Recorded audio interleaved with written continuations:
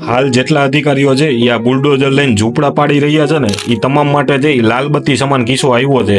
Supreme કોર્ટનો એક નિર્ણય આવ્યો છે જેમાં જે ડેપ્યુટી કલેક્ટરને જે પદ ઉપરથી હટાવ્યા છે અને જે જેલ કરી રહી છે. એટલે તમામ જે અધિકારીઓ રહ્યા એને કેવું હતું કે આ રાજકારણીઓના જે કહેવામાં આવી અને તમે જે લોકોના ઘર ઉજાડો છો ને એ ધંધા તમારા બંધ કરી દેજો.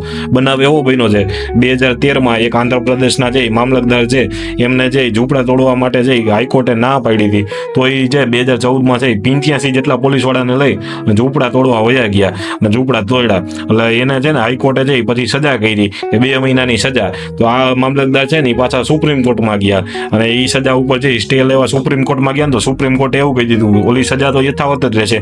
કે અત્યારે જે ડેપ્યુટી કલેક્ટર તરીકે છો ને એમાંથી ને જે રાજીનામું આપી દો. એટલે હવે ડેપ્યુટી કલેક્ટરનું પદ પણ છે ને એમનું વયું ગયું. એટલે હવે જેટલા આટલા આવા અધિકારીઓ છે જે રાજકારણીઓના કૈયામાં આવી અને લોકોના જે ઘર છે વગર પ્રૂફ એને વગર નોટિસ પાડી રહ્યા છે એમના માટે લાલબત્તી સમાન કિસ્સો હતો કે તમે જે આજીવન જો રાજકારણી થોડાક દીમાં જે સરકારો ફરતી રહેશે. તમારે જે લોકો સાથે જે સારો સ્વભાવ રાખવો જોઈએ, સારું વર્તન કરવું જોઈએ અને જે કાયદા કાનૂન પ્રમાણે જે થતું હોય ને એ પ્રમાણે કરવું જોઈએ. રાજકારણીઓ કહે એટલે તરત જો તોડવા વયા ગયા ને તો જેલય થશે ને ઉપરથી નોકરી જશે બધુંય થશે. એટલે આ પેલા જે ચેતી જાજો. એટલે આવા ગુજરાતમાં છે ને અંધભક્તો ઘણા છે અધિકારી તરીકે એ બધાને કેવું હતું હવે જે માપમાં રહેજો. ધન્યવાદ. જય હિન્દ, જય ભારત.